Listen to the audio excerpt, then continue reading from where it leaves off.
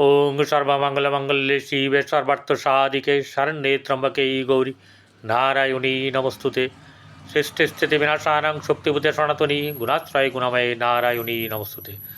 जय बड़ मायर जय, जय महादेवी महामायर जय। प्रत्येकेर जीवन सुंदर होक आनंदमय होक, प्रत्येकेर सुखे खुशिते शांतिते एवं दूधे भाते थाकुन श्री श्री पद्मावती माय बड़ मायेर निकटेई प्रार्थना करी। আপনারা দেখছেন জ্যোতিষাচার্য পরিতোষদের এই জ্যোতিষ চ্যানেল, যেখানে শুধুমাত্র গোচর সম্পর্কে বিচার করে আপনাদের সামনে এই ভিডিওর মাধ্যমে সমস্তটা তুলে ধরা হয়ে থাকে। আজ শেষ পর্ব, গুরুত্বপূর্ণ এই এপিসোড, সেটি হচ্ছে এই মীন রাশির জাতক জাতিকাদের এই ফাল্গুন মাস কেমন যাওয়ার সম্ভাবনা। দেখুন, ভালো মন্দ সমস্ত কিছু নিয়ে হচ্ছে আমাদের এই জীবন। কখনো যখন ভালো থাকবে তখন ভালোর কথা, কখনো সাবধানের কথা, কখনো এগোবের কথা, কখনো উন্নতির কথা, নানা রকম থাকবে। জীবনের সমস্ত কিছু ব্যাপারকে নিয়ে আমাদেরকে চলতে হয়। যেমন ধরুন এই মীন রাশি, এই মীন রাশির জাতক জাতিকাদের আজকের যে কথাগুলো বলবো সেগুলি শুধু যুক্তিপূর্ণ ব্যাপারটা নয়, বাস্তবে অনেক তার প্রভাব পড়বে। এবারে নিজের জন্মকুণ্ডলী অনুযায়ী তার প্রভাব বাড়বে বা কমবে।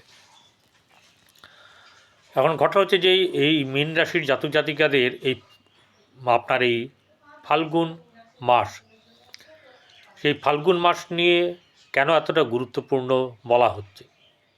কারণ এই মাসেই, একই মাসে দুটি আপনার কি হচ্ছে গ্রহণ যোগ, একটি সূর্যগ্রহণ, একটি হচ্ছে চন্দ্রগ্রহণ। সূর্যগ্রহণ হয়ে গেছে, চন্দ্রগ্রহণ আসছে,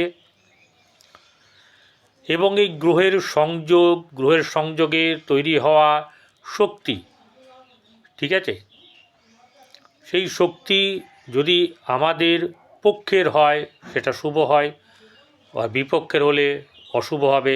আমরা জেনে নেব এই ফাল্গুন মাসের প্রতিটি একদম রন্ধ্রে রন্ধ্রে কী কী আছে লুকিয়ে, তা সব আমরা জানব। ভিডিওটি শুরু করার আগে একটা কথা বলবো, যারা সাবস্ক্রাইব করেননি তারা সাবস্ক্রাইব করবেন, পাশে থাকা বেল আইকনে ক্লিক করে, বা বটমে আপনারা কি করবেন, প্রেস করবেন, অল বটমেও প্রেস করবেন বা ট্যাপ করবেন। তাতে সমস্ত ভিডিওর আপনাদের কাছে যথাসময়ে নোটিফিকেশনের দ্বারা চলে যাবে। তো এই ফাল্গুন মাসের যে আমরা কথা বলবো মীন রাশি, মীন রাশির জাতক জাতিকাদের রাশিপতি হচ্ছে চতুর্থে বসে। দেখুন, একটা কথা বলি, রাশি চতুর্থে বসে থাকা খুবই খুবই ভালো। কারণ হচ্ছে গিয়ে চতুর্থ ভাব হচ্ছে মনের ভাব, চতুর্থ ভাব হচ্ছে গিয়ে আপনার মানসিকতা, আপনার সুখ, আপনার বন্ধুবান্ধবী, আপনার মাতা, সম্পদ, ঘোরাফেরা, এরকম নানা কিছু আছে। সুখ, নানা দিক থেকে সুখের ব্যাপার, যানবাহন লাভ, গৃহলাভ। সেখানে বৃহস্পতি কিন্তু অনেক অংশে আপনাকে এই দিক থেকে সুবিধা করবেই। এই বৃহস্পতি বর্তমান সময়ে গোচরে কি আছে, বক্রী হয়ে আছে। বক্রী হয়ে থাকার ফলে চতুর্থ ভাব যেটা আপনার বসে আছে সেখানে ততটা ফলদায়ী হবে না, এটা সব কথা, ঠিক আছে, স্পষ্ট কথার কষ্ট নাই। ফুলিয়ে ফাঁপিয়ে আপনাকে বলবো এই আছে সেই আছে তা নয়। এই বৃহস্পতি এই আপনার 26শে ফাল্গুন অর্থাৎ 11ই মার্চ তার বক্রতা ছেড়ে যাবে। তারপর থেকে আপনার নানা দিক থেকে অনেক কষ্ট লাঘব হবে, সমস্যা দূর হবে এবং লাভের মুখ আপনি দেখবেন। সেটা শারীরিক দিক, মানসিক দিক, সব দিক থেকে প্রায়। কারণ আপনার রাশিপতি বৃহস্পতি যদি ভালোভাবে থাকে তাহলে এর থেকে চিন্তা নেই। এবং এরপরে একটা টাইমে কর্কটে যখন চলে যাবে, সেটা দেরি আছে, তার নিয়ে ভিডিও ছাড়ব। সেই কর্কটে 2রা জুন যখন চলে যাবে, তারপর থেকে আপনার শোনে পে সোহাগ, কোথায় সাড়ে সাতির ব্যাপার। অত আপনার কোনো ব্যাপার এরকম ধরনের হবে না। এবার কাদের জন্মকুণ্ডলী কীরকম আছে সেটা আমার জানা নেই। ঘটনা হচ্ছে যে এখন আমরা দেখব এই রাশির যে বসে আছে সেখানে শনিও বসে আছে। রাশিতে শনি বসে থাকলে কি হয়, সেখানে আপনার ন্যায় নীতি পরায়ণ হওয়া, শুভভাবে কার্য করা, ধৈর্যের সহিত নিজেকে উন্নতি করা, দক্ষতা বৃদ্ধি করা, এইসব ব্যাপারগুলো কিন্তু থাকবে। এবারে শনি জন্মকুণ্ডলিতে যদি শুভ থাকে আপনার এই ব্যাপারগুলো আরও পরিমাণে বেড়ে যাবে। আর যদি খারাপ বা অশুভ থাকে তাহলে এতটা শুভ হওয়ার সম্ভাবনা কমে যাবে। এই ঘটনাটা, এই ব্যাপারটাকে আপনারা খেয়াল রাখবেন। এরপরে আসছে ধনভাব। যেগুলো নিয়ে আমি বলবো সেগুলো হচ্ছে গিয়ে আর্থিক সংক্রান্ত ব্যাপার, ভাগ্যভাব, সফলতা, এইসব নিয়ে আমি তুলে ধরবো বেশি করে। অন্যান্য কিছু নিয়ে আমি সেইভাবে যাব না। তার ধনভাবের জায়গায় বর্তমান সময়ে এই রাশি অধিপতি মঙ্গল সে বসে আছে আপনার একাদশে থেকে 23 তারিখ বেলা 11:50 অবধি সে এই চতুর্থে তার দৃষ্টির, অর্থাৎ আপনার মীন রাশি থেকে দ্বিতীয় দৃষ্টি থাকবে। তো দ্বিতীয় দৃষ্টি মঙ্গল, কারোর দৃষ্টি ভালো না, কিন্তু এখানে মঙ্গল নিজের ঘরে যে দৃষ্টি দিচ্ছে তাতে কিন্তু আপনার শুভ হবে। আর্থিক দিক থেকে একটা সমতা মোটামুটিভাবে বজায় থাকবে। 19-20 ব্যাপারটা চলবে, কারণ অশুভ গ্রহ মানে যে দৃষ্টি তাদের কোনোটা শুভ হয় না সেরকম, কিন্তু নিজের ঘরে ক্ষেত্রে সেখানে তারা কনসিডারের ব্যাপারটা করে, তবে যথেচ্ছভাবে নয়। এরপরে যেটা চলে আসবো হচ্ছে গিয়ে চতুর্থ, যেখানে গৃহে অনলাইনের ব্যবসা করা হয় সেখানে কিন্তু আপনার মোটামুটি চলবে। আর 26শে ফাল্গুন থেকে রমরমা ধীরে ধীরে শুরু হবে, বাড়তে থাকবে এবং বাড়তে থাকবে, বাড়তে থাকবে এবং বাড়তে থাকবে, এটা বলছি, মিলিয়ে নেবেন। এবং আপনাদেরকে বলবো কি করতে হবে, কি প্রতিকার করতে হবে আপনাদেরকে আমি বলে দেবো। আজকে সেটুকু পুরো ভিডিওটা দেখুন। এরপরে চলে আসছে হচ্ছে গিয়ে আপনার ষষ্ঠ ভাব, প্রতিষ্ঠার জায়গা। তাহলে প্রতিষ্ঠার জায়গাতে অনেক গ্রহের এবং রবি গ্রহেরও, এই যে রবির ঘর সিংহ রাশি, সেখানে কিন্তু দৃষ্টি পড়ে আছে। কার? রবির, মঙ্গলের আসবে, শুক্র, বুধ, সবার দৃষ্টি এদিকে পড়ে আছে, রাহুর। ঠিক আছে, এই দৃষ্টির কারণের জন্যে কি হচ্ছে, কেউ শুভ কেউ অশুভ গ্রহ দৃষ্টি দিয়ে আছে, ঠিক আছে, রবি নিজের ঘরে দৃষ্টি দিচ্ছে, শুক্র বুধের দৃষ্টি ভালো। সেক্ষেত্রে এই রাশির জাতক জাতিকাদের প্রতিষ্ঠার জায়গাটা বেশ ভালো মতন হওয়ার সম্ভাবনা থাকবে। সেটা ব্যবসাতের দিকে হোক, কর্মের দিকে হোক। কর্মের দিকে বেশি করে হবে।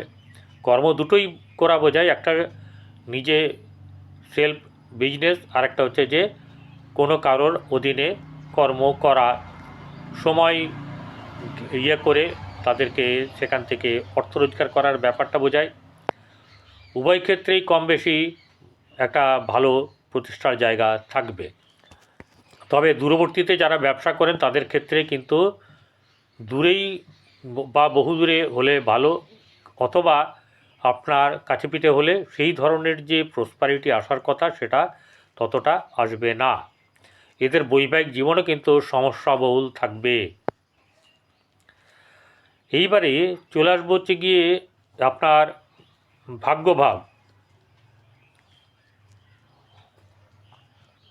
ভাগ্যভাবের অধিপতি মঙ্গল 23 তারিখ অবধি যতক্ষণ থাকবে তুঙ্গভাবে এবং তুঙ্গ ঘরে বেলা 11:50 পর্যন্ত, ততক্ষণ কিন্তু নানা দিক থেকে এই মীন রাশির জাতক জাতিকাদের শুভ ফল লাভ করবে। ভাগ্যভাব ভালো যাবে, সাফল্য লাভ থাকবে এবং নানা দিক থেকে সাফল্যের পরিমাণ বৃদ্ধি পাবে। যতটা পারবেন এই সময়ের মধ্যে সমস্ত কাজটা গুছিয়ে নিলে আপনি আপনার ফারাকটা বুঝতে পারবেন 23 তারিখের পর থেকে। এরপরে যেটা চলে আসবো হচ্ছে গিয়ে কর্মের জায়গা। কর্মের জায়গা হচ্ছে কি ধনুরাশি, সেখানে বৃহস্পতির দৃষ্টি আছে, শনিরও দৃষ্টি আছে। শনির দৃষ্টিতে অশুভত্ব, বৃহস্পতির দৃষ্টিতে শুভত্ব। এই ব্যাপারটা থাকলে কি হচ্ছে 19-20 ব্যাপার, অর্থাৎ কর্ম পাওয়ার ব্যাপারেও কিন্তু আপনার সমস্যা থাকবে অনেকের, যাদের শনি খারাপ বৃহস্পতি খারাপ। আর যাদের ভালো আছে তাদের কর্ম পাওয়ার যোগটা কিন্তু অনেকটা অগ্রবর্তী ভূমিকা পালন করবে। আর সাফল্যের জায়গায় বললাম 23 তারিখ অবধি সাফল্য, আপনার দুপুরবেলা অবধি সাফল্য বা বেলা অবধি সাফল্যর ব্যাপারটা থাকছেই থাকছে। এরপরে দ্বাদশ ভাব, ব্যয়ের ভাব, ঠিক আছে। সেই জায়গাটাতে কি হচ্ছে, সেখানে আপনার বসে আছে পূর্ব থেকে রাহু, তারপরে বুধ, তারপরে শুক্র। দ্বাদশভাবে, লগ্নের দ্বাদশভাবে স্বভাবত বুধ কি হয়, নিচস্থ হয়, শুক্র তুঙ্গস্থ হয়। তাহলে বুধের এখানে নিজভঙ্গ হবে, সেটা যেমনি ভালো আছে, আপনার শুভ ফল পাবেন। যেটা হচ্ছে যে লক্ষ্মী নারায়ণ যে যোগ তৈরি হয়েছে, সেই যোগের ফলে আপনারা আপনাদের লাভ ঘরে ওঠাতে পারবেনই পারবেন। আবার আরেক দিকে যে সাবধানতা অবলম্বন করতে হবে সেটা হচ্ছে রবি শুক্র দ্বাদশ ব্যয়, দ্বাদশের হচ্ছে গিয়ে আপনার ব্যয়ভাব। তো এই ব্যয়ভাবে আপনার কিন্তু দারিদ্রতা নিয়ে আসবে, অর্থাৎ ব্যয়ভাবে যদি সুখ আসে সেই সুখকে বঞ্চিত করার চেষ্টা করবে, যদি দুঃখ আসে দুঃখ থেকে আপনার বঞ্চিত করার চেষ্টা করবে, ঠিক আছে, অভাব সৃষ্টি করবে, দারিদ্রতা সৃষ্টি করবে, এরকম ব্যাপারগুলো আছে। ভালো করে ভাববেন, যেটা ভালো সেটা খারাপের ব্যাপার, যেটা খারাপ আছে সেটা ভালোর ব্যাপার অবশ্যই করে হবে। এই ব্যাপারটার ফলে কী হচ্ছে, দারিদ্রতার যে জায়গাটা, অর্থাৎ অধিক খরচের ব্যাপারটা কমবে। এরপরে রবি বুধ এখানে বুধেরিত্ব যোগ হলেও সেই যোগ কিন্তু এখানে ফলপ্রসূ কোনো মতেই হবে না, ঠিক আছে। আর এরপরে যখন মঙ্গল ঢুকবে 23 তারিখে 11:50 পরে, তখন রবির সঙ্গে মঙ্গলের যে সংযোগ তৈরি হবে সেটা হচ্ছে মঙ্গল আদিত্য যোগ। সেই মঙ্গলাদিত্য যোগ দ্বাদশে কিন্তু বেশ কিছু দিকে শুভ হলেও বেশ কিছু দিকে শুভ নয়, ঠিক আছে। আপনার মধ্যে তেজ থাকবে, সব কিছু বেশ অন্যদিকে, মানে যেটাকে বেড কমফোর্টের জায়গাটাতে আপনার অধিক আর কি তৃষ্ণার ব্যাপারটা থাকবে, সেটা মানুষের বয়স অনুযায়ী হবে। আর আর জন্মকুণ্ডলিতে সেটার কীভাবে অবস্থায় কী অবস্থায় আছে সেটা দেখার ব্যাপার আছে। এখানে আরও একটা ব্যাপার হচ্ছে যে এই রবি মঙ্গলাদিত্য যোগ তৈরি হওয়ার ফলে আপনাদের ক্ষেত্রে বিদেশে বাইরে আপনাদের সফলতা আসার সম্ভাবনা আছে। কিন্তু একটা কথা বলবো যে প্লেনে যাতায়াত এই সময়তে মধ্যে করবেন না, অন্ততপক্ষে 90 দিন যদি পারেন অন্যভাবে যাতায়াত করুন। প্লেনের মাধ্যম দিয়ে যাতায়াত করাটা আপনাদের পক্ষে খুব একটা যে শুভ তা নয়। রাহু আছে, মঙ্গল রাহুর যোগ, রবি রাহুর যোগ, এখানে গ্রহণ যোগ সৃষ্টি আগেই হয়ে গেছে, তাহলে সেই জায়গাটা মোটেও ভালো না। আবার এটা ভালো না যেটা হচ্ছে গিয়ে আপনার মঙ্গল এবং রাহু অঙ্গারক যোগ, সেই যোগটাও কিন্তু এখানে দ্বাদশভাবে অশুভত্বের ইঙ্গিত বহন করছে। যেমন ধরুন রাহু মঙ্গলের যোগ হচ্ছে যে বলা হয় ধ্বংসাত্মক যোগ, অত্যন্ত অশুভ সংযোগ, এবং এই সময়তে মানুষের মনে রাগ ক্রোধ বৃদ্ধি হয়, অস্থিরতা বৃদ্ধি হয়, অল্পতে অগ্নিশর্মা হওয়া, মনের ভেতরে সবসময় দিকে দিকে আগুন জ্বলা, এই কারণে নানা সমস্যা, দুর্ঘটনা, ঝঞ্ঝাট, ঝামেলা হওয়ার সম্ভাবনা, মুখের ভাষা ইত্যাদি খারাপ হওয়ার সম্ভাবনা, নানা দিক থেকে মানসিক বা আচরণগত পরিবর্তন আসার কথা, আধ্যাত্মিক দিক থেকে আপনার খুব একটা পছন্দই হবে না, অত্যধিক ক্রোধ, হতাশা বৃদ্ধি, সিদ্ধান্তহীনতা বা আপনার রক্তচাপ, দুর্ঘটনা, আঘাত, সার্জারি ইত্যাদি হওয়ার সম্ভাবনা থাকবে। এছাড়া দাম্পত্য কলহ, জীবনে উঠতে বসতে অশান্তি, ভুল বোঝাবুঝি, নাই ঝামেলা, অহেতুক তর্ক, বিচ্ছেদের মতন পরিস্থিতি তৈরি হওয়া, কাজে অসাফল্য, উগ্র স্বভাবের, আক্রমণাত্মক ভাষায় কথা বলা বা তার ব্যবহার এরকমই থাকবে। সেই কারণে কি হচ্ছে, আপনাদেরকে এইসব ব্যাপার থেকে কিন্তু সাবধানে থাকতে হবে। এবারে বলবো সেই সব কথাগুলো যেগুলো কিনা আপনাকে মানে অনেকটা রক্ষা করবে। প্রথম কথা হচ্ছে যে স্নান করার পরে কেশরের তিলক ধারণ করবেন, গুরুমন্ত্র জপ করবেন, গুরু স্থানীয়দেরকে সেবা করবেন, এটা করতে হবে, করলে ভালো হবে। এবং গরুকে আপনারা কি করবেন, রুটি বা আপনার সবজি, 7 রকমের আনাজ বা সবজি বা শাক খাওয়াবেন প্রতিদিন। ঠিক আছে। খুব বৃহস্পতি যদি খুব খারাপ হয়ে থাকে জন্মকুণ্ডলিতে, তাহলে কিন্তু কি করতে হবে, আপনার 400 গ্রাম ছোলা বা চানা যাই বলুন, সেটা মন্দিরে মন্দিরে দান করতে হবে প্রতি বৃহস্পতিবার করে। এরপরে যেটা করতে হবে, শিবের মাথায় জল দেওয়া, জলাভিষেক করা, শুক্রবার করে আপনার যেটাকে বলা হচ্ছে যে আখের রস বা বেদানার রস দিয়ে তাকে অভিষেক করা, তারপরে জলাভিষেক করা। এবং সেখানে শিবের মন্ত্র যে আছে, ঠিক আছে, সেটা হচ্ছে গিয়ে শাম্ব সদা শিব মন্ত্র জপ করবেন 108 বার, মনের প্রার্থনা জানিয়ে চলে আসবেন। আর কি করতে হবে, সেটা হচ্ছে যে আপনার কুকুরকে, কাককে অবশ্যই করে খাওয়াতে হবে, কোনো রকম ধরনের এখানে চলবে না, এগুলো কিন্তু করতে হবেই প্রতিদিন ধরে। জলের মাছকে অর্থাৎ আটার গুলি করে লাড্ডু নিয়ে গিয়ে ভেঙে ভেঙে প্রতিদিন দেওয়া, জলে বাতাসা প্রবাহিত করা, হনুমান চালিসা মন্দিরে গিয়ে মঙ্গলবার দিনকে পড়া এবং মঙ্গলবার দিনকে ভোগ দিয়ে, লাড্ডু ভোগ দিয়ে কি করবেন, আপনারা সেখানে ভোগটা বিতরণ করে দেবেন। আর নিজে খেতে পান না পান সেটা বড় ব্যাপার নয়, ঘরে প্রতিদিন হনুমান চালিসা পড়বেন, দুর্গা নাম দুর্গা স্তোত্রম পাঠ করবেন। এছাড়া যেটা হচ্ছে রান্নাঘরে বসে একবেলা, দুবেলা, 3 বেলা, 4 বেলা যাই হোক উত্তর বা পূর্ব দিকে মুখ করে বসে খাবেন, খেতে হবে। এবং বুধবার বা শনিবার আপনারা পায়খানা বাথরুম নিজে হাতে পরিষ্কার করবেন, এতে ভালো হবে অনেক দিক থেকে।